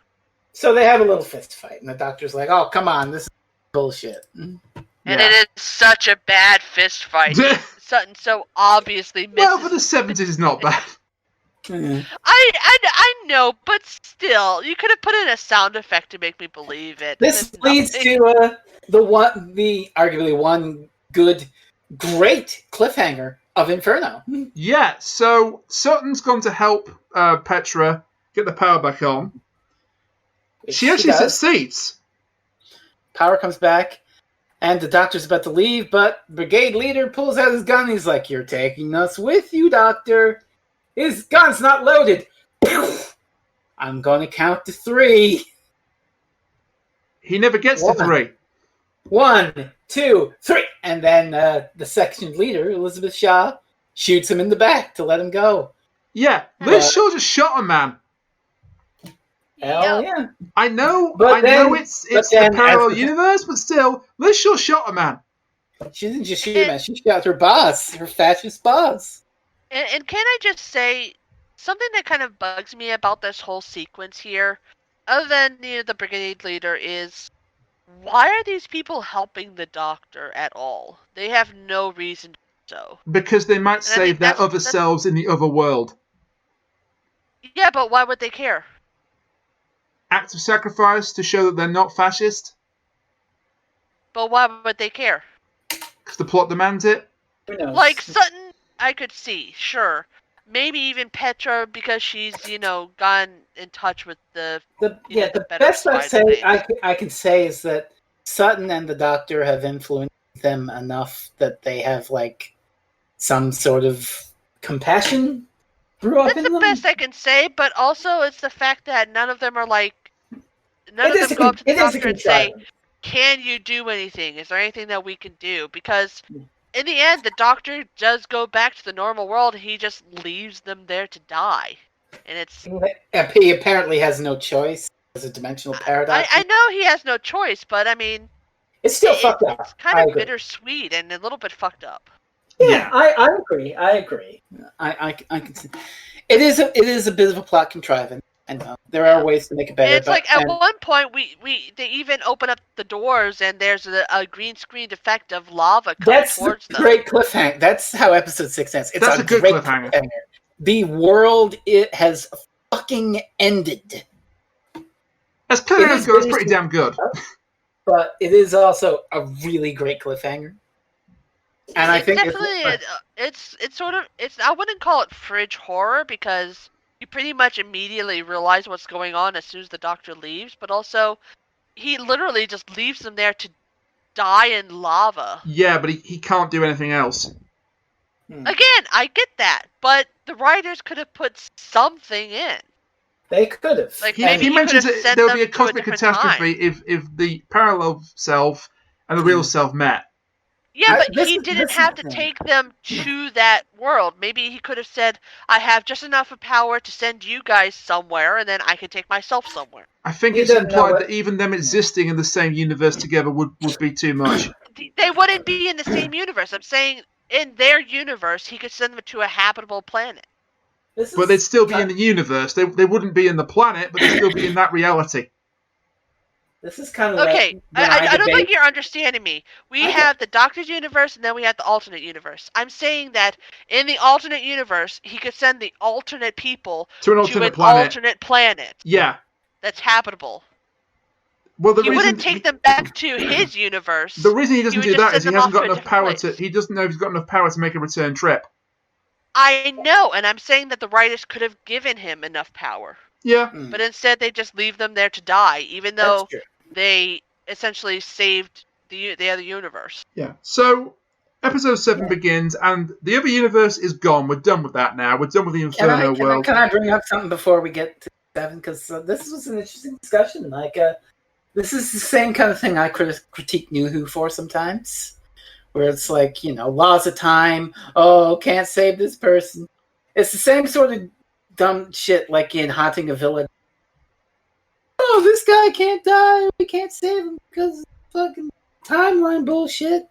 It's the same sort of, cheap sort of writing bullshit to be like, I can't think of a way to solve this, so we're just going to have the doctor not do anything about it. So I can see where you're coming from. I guess it's more just the horror of it, the fact that he's leaving them on a planet that is literally being destroyed. I'll tell you something that's kind of interesting, Kat. This writer did another episode for Jon Pertwee called The Mind of Evil, which has a lot of plot lines in it.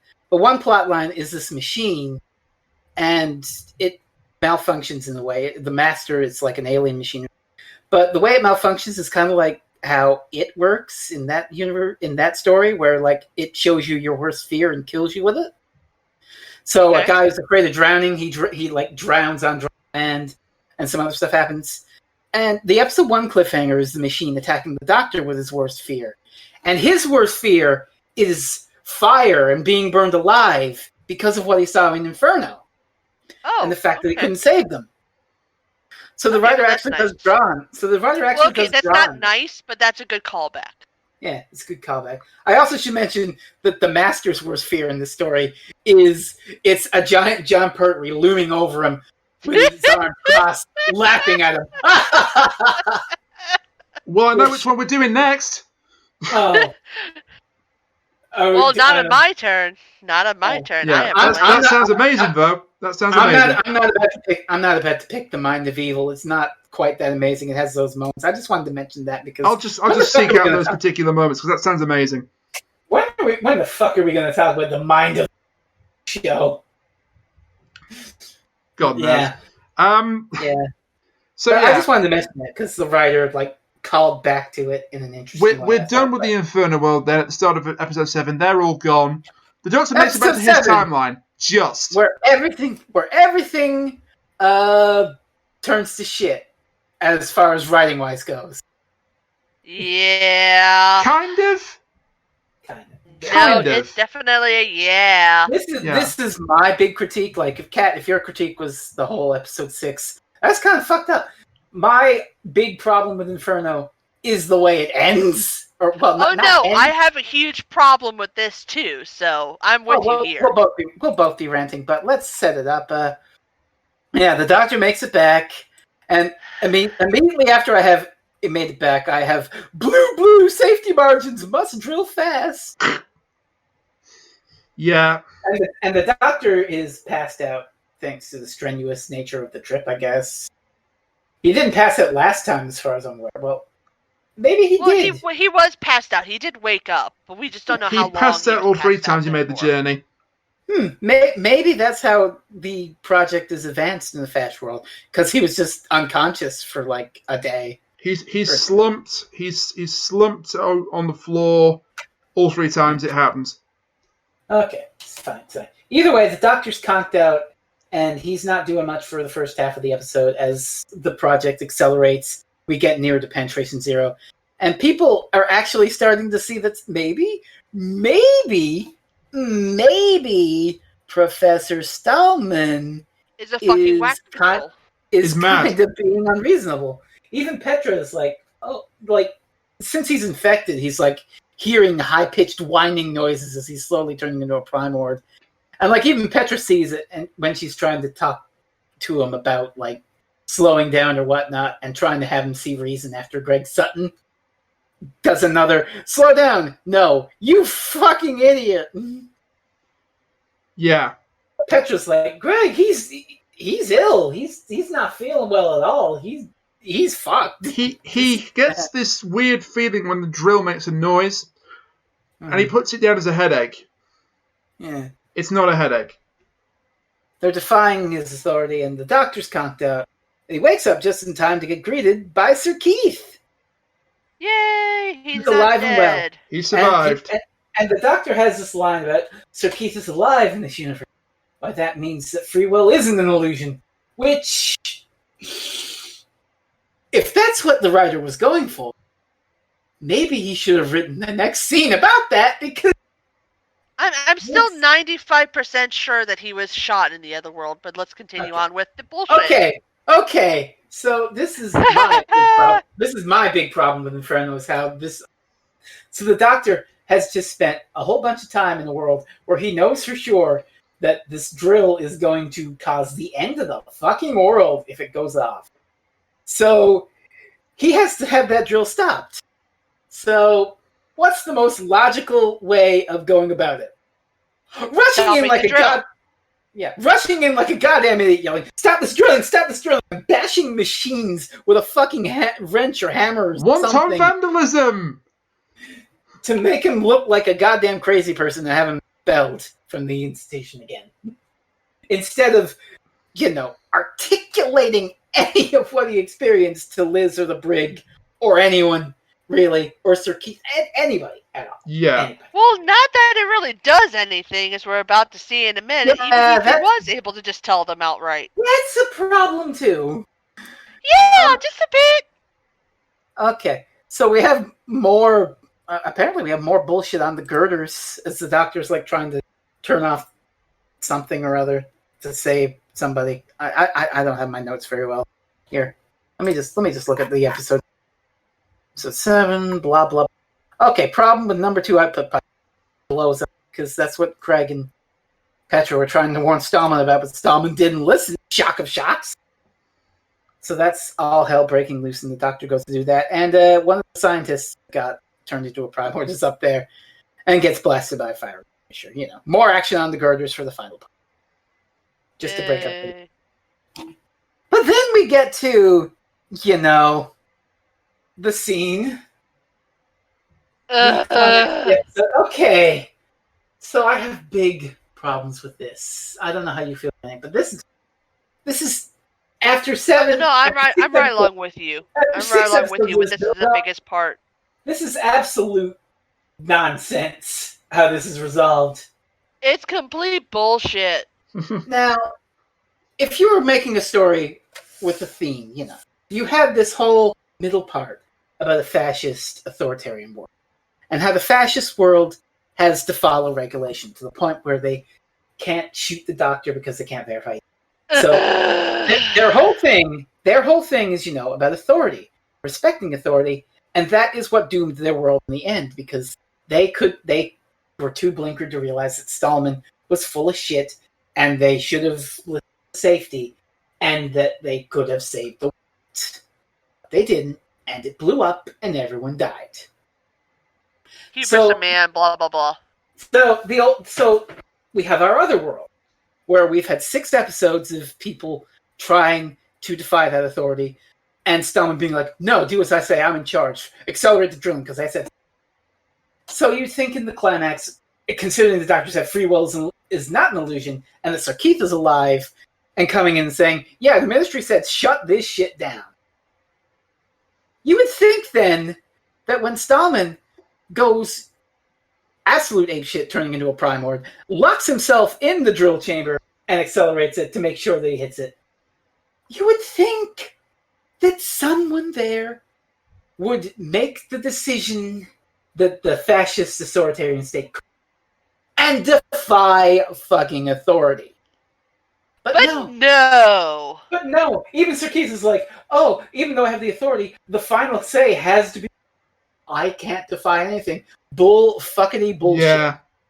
You went to the minister, and the minister said to shut it down, and that still doesn't have enough authority to defy fucking Stallman? Absolutely. Are you fucking high? There's also another problem with this whole thing, is that it's... After all the build-up to 6 episodes, it's kind of an anticlimax how it ends. Absolutely. What saves the day, what makes them actually fucking, defy Stallman this drill, is the fact that Stallman comes out and reveals that he's a Primord so that everyone can go, oh, he's a monster. We don't have to listen. If he was a monster before he came out, people. Come on. He basically has a fit. But, if he had stayed in there, they would have let the fucking world end. Because, we can't defy authority. Yep. Absolute. Oh my god. It's such a weak climax. It sucks ass, but, You know what? It makes absolutely no sense because in the real world, whenever there's something like this, people have the authority to hit the emergency stop button or to stop doing something. They have that authority. Why the hell could you not have the authority from the minister and from the fact that someone else is agreeing with you that this is not safe, that you can't just fucking stop it? Listen, I get that he contrived things out in the fascist. Oh, well, why don't they just increasingly implausible they don't just do it? Because, it's 7 episodes, right? It's got to eat. But we're on episode 7. You're on your last script. The fascist world had more sense than these people, and that's fucking wrong. Yeah. We're on the last episode, and you have to contrive this much in your climax? Actually, what? Actual and after all the build-up to the climax, it's basically the director gets out of the heat shield, attacks the doctor with a chair. We have one moment to mention where the director, the Stallman, fucking smashes a chair into someone's back like it's a wrestling show. Gift that. Okay. We need to gift that. He attacks the doctor with a chair as well. Yeah. Anyway, they fire extinguisher the shit out of him. They do a hack to the computer to stop the countdown time. And the day is saved thanks to not defying authority, but actual Stallman being an idiot and revealing he's a monster 2 minutes before. Yeah. And suddenly the doctor immediately kill him with fire extinguishers. Which... and that should be like a triumphant moment, and it doesn't. It's not. It sucks.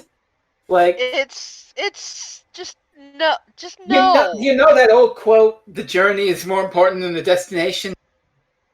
In this case, the destination was really fucking important, and he screwed it up. Yeah. Exactly.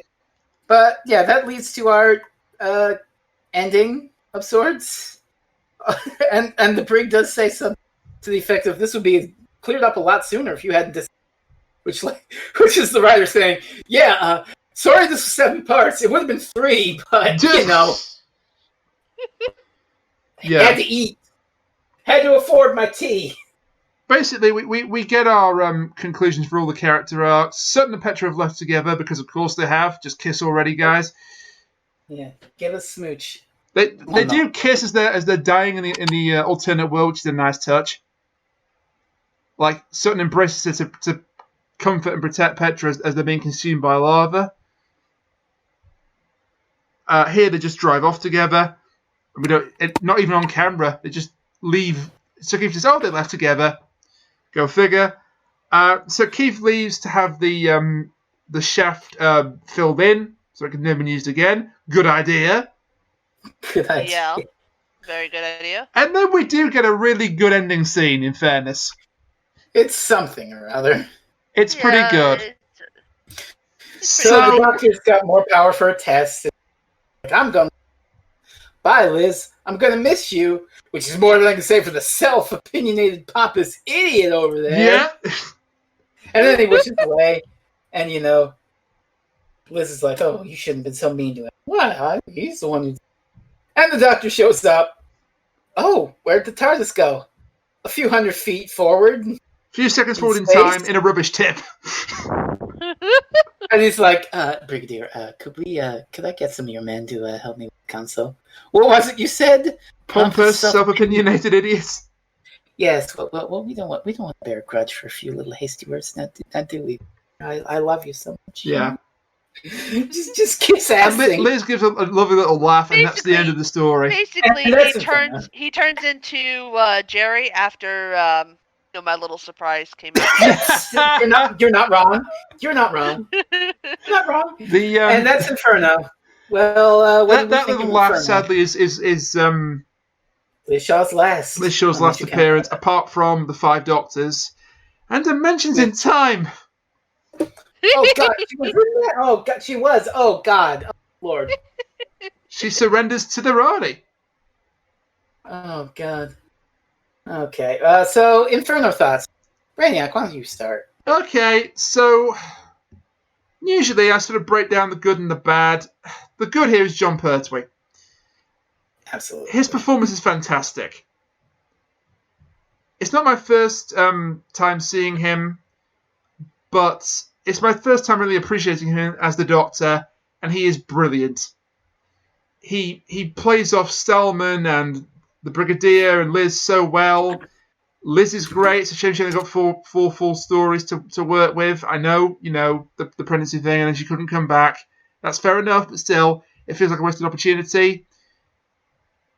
Nicholas Courtney steals the goddamn show as the parallel Brigadier or the Brigade Leader. Even though he looks like Revolver Goddamn Ocelot. The whole concept of the parallel world and it being, fascistic and it's actually ahead of our universe, that's very interesting. It's handled for the most part rather well. Now the weaknesses of the story, the last two parts, unfortunately. And also, it's quite repetitive. I mean, we've joked about this, but he gets surrounded by soldiers and held at gunpoint several times. He escapes several times. The director refuses to stop the drilling several times.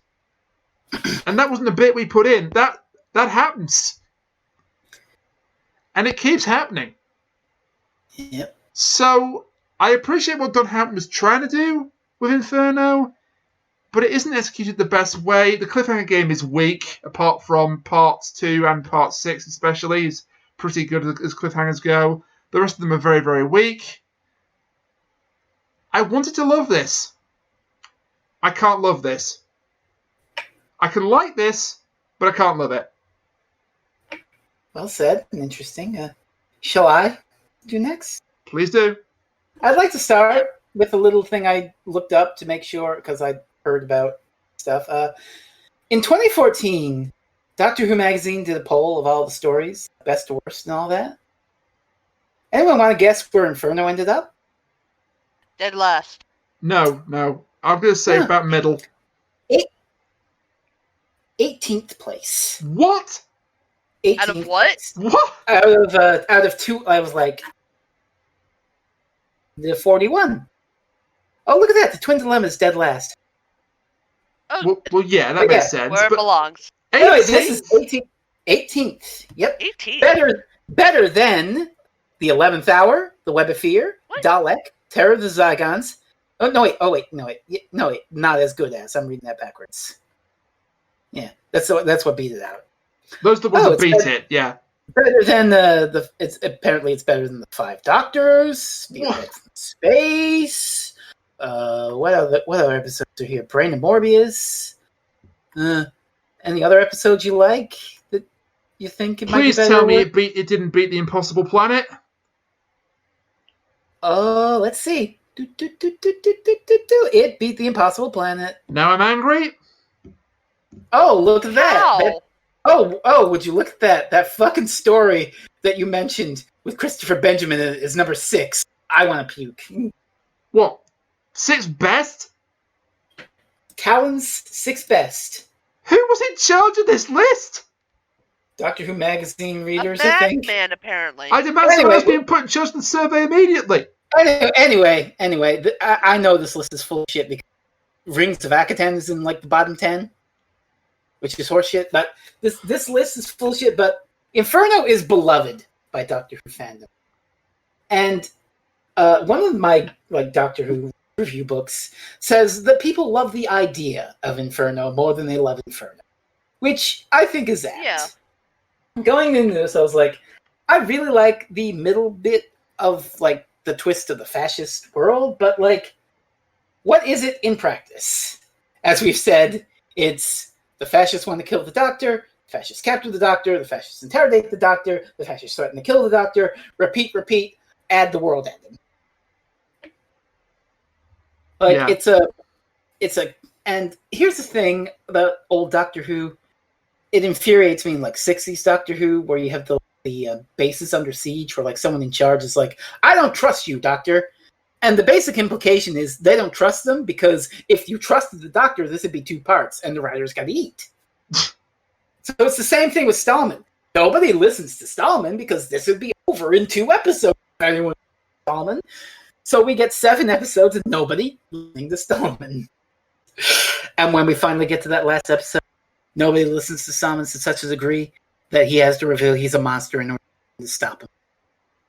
It's such a weak little climax. Yeah. It's I don't know. You'd seen this? Had you seen this before you picked it? I have seen parts of it. Parts of it. Yeah. Yeah. In part, if you say it out to somebody who hasn't, there's this great story where the Doctor slips into a parallel world and he has to deal with fascists, and the world ends, and you get to see it, and there's monsters and drills, all this other shit. It's a really wild story. It sounds great, but watching it, it's not that great. I had to say, I would say it is my least favorite. Better of the ones we've done. I agree. Well, we haven't done any. No, I mean of the stories we've watched, I think it's my least favorite.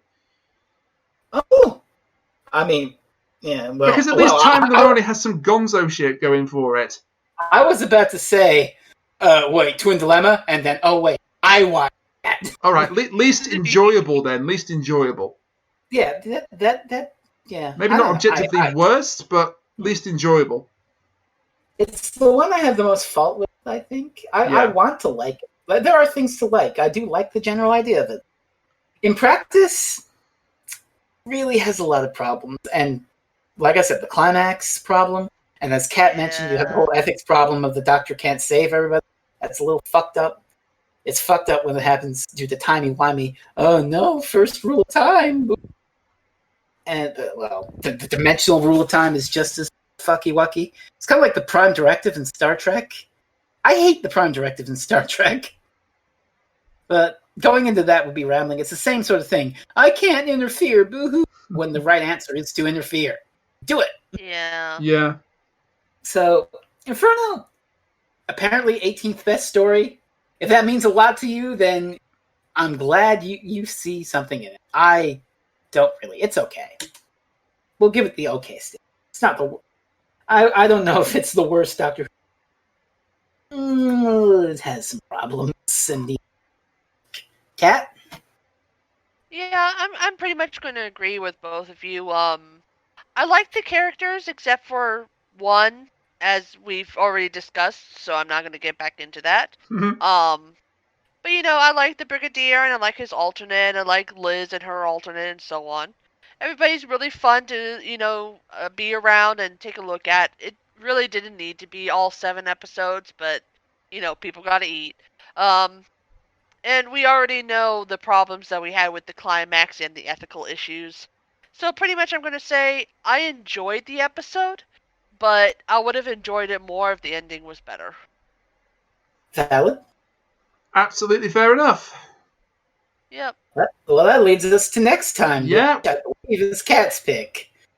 Which, let's get over with. It is. All right. So, you know what? We'll make this Jerry's fault. Jerry? What? My fault? Heads or tails? Oh my god.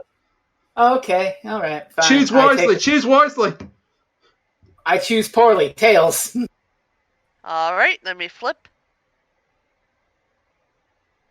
It's landed on heads, hasn't it? No, it landed on tails. Unfortunately, you probably wouldn't want it to land on tails. Oh Because, no.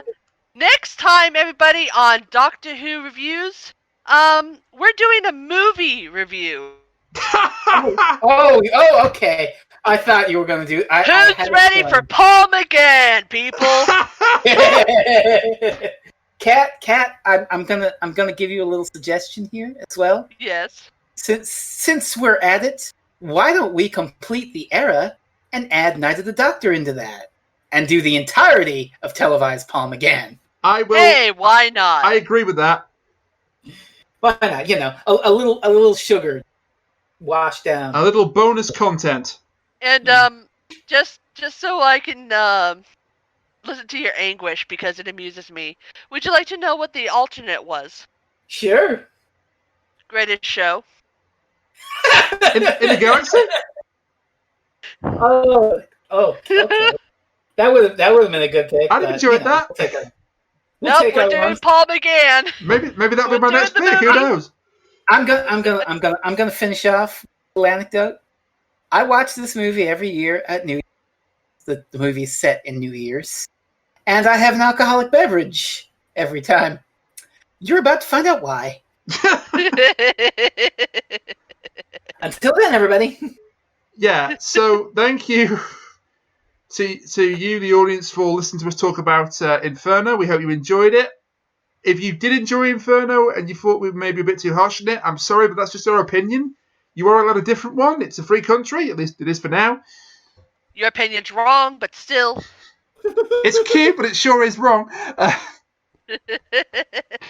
No, but seriously, thank you. And thank you to Jerry and Kat for discussing this one with me. I'm sorry that maybe I didn't pick the best story in hindsight, but there you go.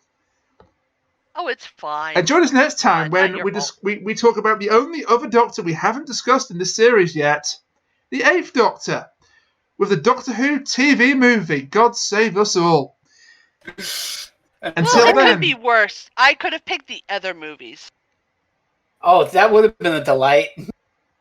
I will not No, have any it Chas would Peter not Cushing have on this podcast. That would have been a gonzo delight.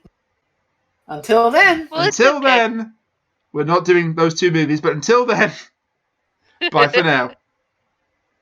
It's okay, because next time it's my turn, we'll just do that Australian K9 that I found. Oh, God.